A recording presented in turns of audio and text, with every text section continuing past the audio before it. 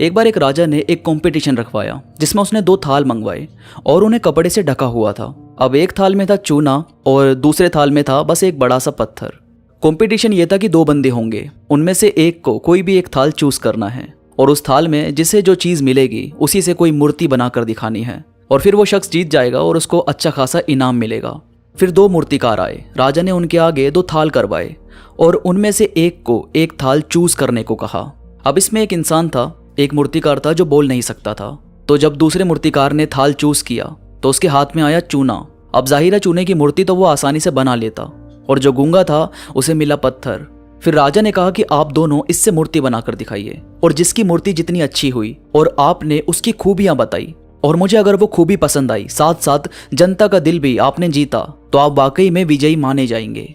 फिर भाई दोनों ने मूर्ति बनाना स्टार्ट किया। चूने वाला पूरी तरह खुश होकर मेहनत करने लगा मूर्ति बनाने में, क्योंकि उसे पता था मैं मूर्ति बनाऊंगा और राजा को इसकी खूबी बताऊंगा। अब क्योंकि दूसरा मूर्तिकार तो गूंगा था तो वो क्या ही बोलेगा, इसलिए मैं खुद ये पारी जीत जाऊंगा। और उधर वो गूंगा भी पत्थर को घिस घिस कर मूर्ति के आकार में बदलने लगा। कुछ देर में दोनों की मूर्ति बनकर तैयार हुई। राजा ने पहले चूने वाले मूर्तिकार से पूछा, बताओ अपने मूर्ति के बारे में बताओ। तो चूने वाले ने बड़े अच्छे से अपनी मूर्ति के बारे में बताया कि ये ऐसी मूर्ति है जो आपको कहीं नहीं मिल सकती। इस मूर्ति को बनाने में लोग महीनों तक मेहनत करते हैं।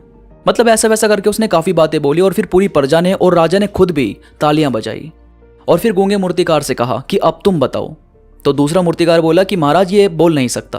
फिर राजा ने उसकी तरफ देखा तो वो गूंगा राजा के आगे हाथ जोड़कर दूसरे मूर्तिकार के पास गया और उसकी चूने वाली मूर्ति उठाकर जमीन पर फेंक दी और वो मूर्ति टूटकर चूर चूर हो गई।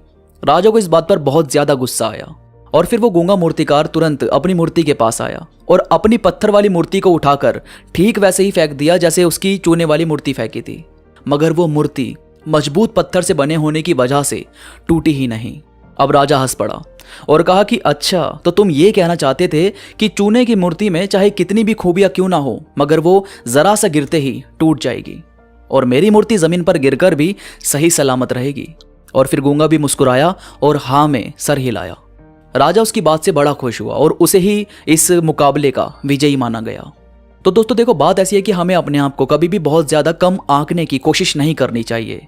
आपका कम आंकना आपके कॉन्फिडेंस को बहुत ज्यादा गिरा देता है, जबकि असली कॉन्फिडेंस वही होता है जिसमें आप कभी ये नहीं सोचते कि मेरे दोस्तों के पास क्या है या उनके पास क्या खूबियां हैं या दूसरों के पास क्या खूबियां हैं।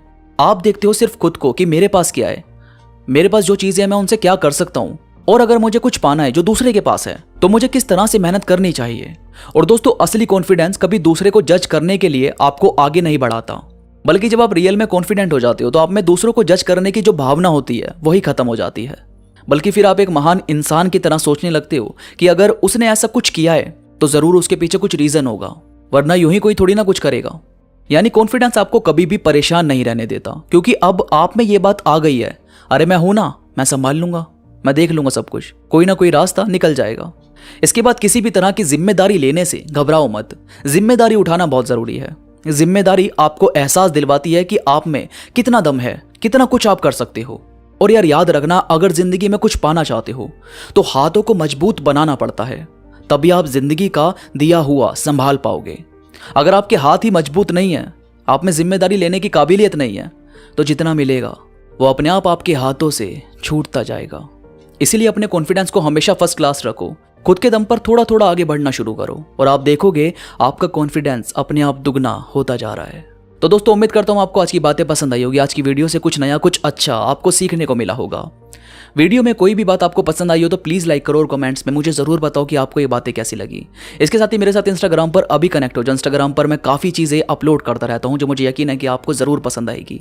इंस्टाग्राम का लिंक नीचे डिस्क्रिप्शन में मौजूद है, तो बस क्लिक करो और अभी जुड़ जाओ। तो अभी के लिए बस इतना ही, मैं मिलूंगा आपसे नई वीडियो के साथ, तब तक के लिए धन्यवाद।